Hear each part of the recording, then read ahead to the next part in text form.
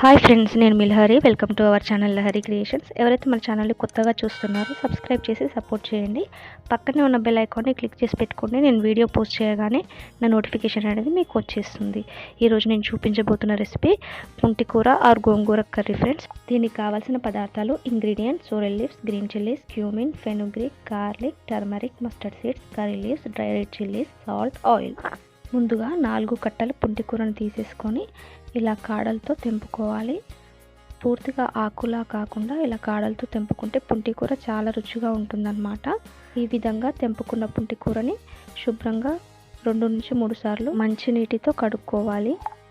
ఇప్పుడు పుంటికూరకి సరిపడా పచ్చిమిర్చిని తీసేసుకొని వీటిని కూడా శుభ్రంగా కడుక్కొని పక్కన పెట్టుకోండి.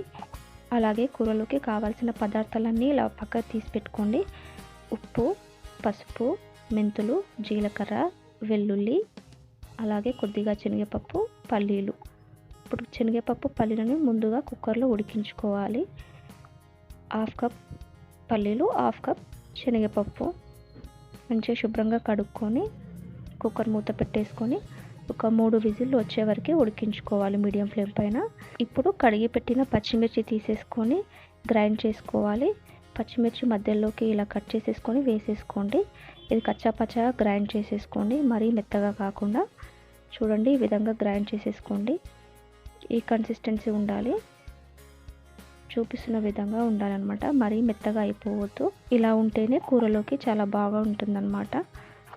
ఇప్పుడు కడిగి పెట్టుకున్న పుంటికూర ఉంది కదా, దీనిని తీసేసుకొని మనం ఏదైతే పాత్ర తీసుకొని వండుకుంటున్నామో దాంట్లో వేసేసుకోవాలి. నేను ఈ బొగాన్లో మొత్తం వేసేసుకుంటున్నాను. మనకి పుంటికూర చూడడానికి చాలా ఎక్కువ క్వాంటిటీగా అనిపిస్తుంది, కానీ అది ఉడికిన తర్వాత చాలా దగ్గర పడిపోతుంది. చూడండి, చూడడానికి మనకి ఎంత క్వాంటిటీ అనిపిస్తుందో. ఇప్పుడు దీంట్లోకి 2 టేబుల్ స్పూన్ల జీలకర్ర వేసుకోవాలి. అలాగే 1 టేబుల్ స్పూన్ మెంతులు, పెద్ద వెల్లుల్లి గడ్డ వేసేసుకోవాలి. 2 టేబుల్ స్పూన్ల దొడ్డుప్పు, అలాగే 1/2 టేబుల్ స్పూన్ పసుపు, పచ్చిమిర్చి కొన్ని ఇలా తీసేసుకొని 1/2కి కట్ చేసేసి వేసుకోండి. అలాగే పచ్చిమిర్చి పేస్ట్ కొట్టుకున్నాం కదా, అది వేసేసుకోవాలి మొత్తం. పచ్చిమిర్చి నేను గుప్పెడని తీసుకున్నాను, 20 నుంచి 25 వరకు ఉంటాయి. మనకి పులుపుకు తగ్గట్టు కారం కూడా ఉండాలి, అప్పుడే కూర అనేది చాలా టేస్టీగా ఉంటుంది. ఇప్పుడు దీనిపైన ఒక మూత పెట్టేసి ఉడికించుకోండి. ఇప్పుడు పప్పు ఉడికిందో లేదో చూసుకుందాం. 3 విజిల్స్ వచ్చాక ఆఫ్ చేసేయండి కుక్కర్ని. చూడండి, పప్పు అనేది ఉడికిపోయింది. మనకి మరీ మెత్తగా కాకుండా మామూలుగా ఉడకాలన్నమాట. ఒకసారి కర్రీని చూసుకుందాం, కలిపి చూసుకోండి. వాటర్ అనేది ఏమీ పోసుకోవద్దు, మనకి ఆకులో ఉన్న వాటరే ఇలా ఊరుతాయి అన్నమాట. ఒకవేళ మీకు నీరు ఊరకపోతే పైన మూతలో కొన్ని వాటర్ పోసేసి పెట్టేసుకోండి. అవి వేడయిన తర్వాత దీంట్లో పోసేసుకోవాలి. మరీ ఎక్కువగా వాటర్ పోసుకోవద్దు, ఒక చిన్న గ్లాస్ అయితే సరిపోతుంది. చూడండి, 10 నుంచి 20 నిమిషాలు మీడియం ఫ్లేమ్ పైన ఉడికిన తర్వాత మనకి ఇలా ఉంటుందన్నమాట కన్సిస్టెన్సీ. దీనిని కొద్దిగా రుబ్బుకోవాలన్నమాట. మనకి ఆ కాడలన్నీ కొంచెం మెదిగే వరకు ఇలా రుబ్బుకుంటే ఈ కన్సిస్టెన్సీలో వస్తుంది. ఇప్పుడు పప్పులు ఉడికించుకున్నాం కదా, వాటిని వేసేసుకోండి. శనగపప్పు అలాగే పల్లీలు ఉడికించుకున్నాం కదా, వాటిని వేసేసుకొని ఇలా ఒకసారి కలుపుకోండి. ఒకవేళ కన్సిస్టెన్సీ మీకు ఇంకా దగ్గరగా కావాలనిపిస్తే కొద్దిగా ఉడికించుకోండి, లో ఫ్లేమ్ పెట్టేసుకొని. లేదనుకుంటే మీకు లూజ్గా కావాలనుకుంటే అలా కూడా చేసుకోవచ్చు. ఇదైతే పర్ఫెక్ట్ కన్సిస్టెన్సీ అన్నమాట. ఇప్పుడు దీంట్లోకి మనం తాలింపు అనేది వేసుకోవాలి.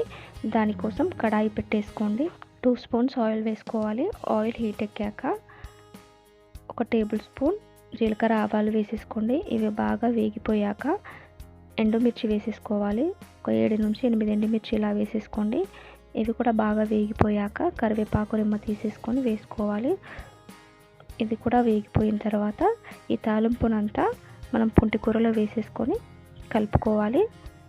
చూడండి, ఈ విధంగా వేసుకొని మంచిగా కలుపుకోండి. అంతే, మన పుంటికూర అనేది రెడీ అయిపోయినట్టే. చాలా చాలా టేస్టీగా ఉంటుంది మనకి పుంటికూర అనేది. ఈ విధంగా చేస్తే మీరు కూడా తప్పకుండా ట్రై చేయండి. ట్రై చేసి ఎలా వచ్చిందో నా కామెంట్ సెక్షన్లో కామెంట్ చేయండి. ఈ రోజుకి ఈ వీడియో ఇంతే. వీడియో నచ్చింది అనుకుంటున్నాను. మరొక మంచి వీడియోతో మీ ముందుంటాను. అంతవరకు సెలవు, Tata, by by. Thanks for watching. Please like, share and subscribe.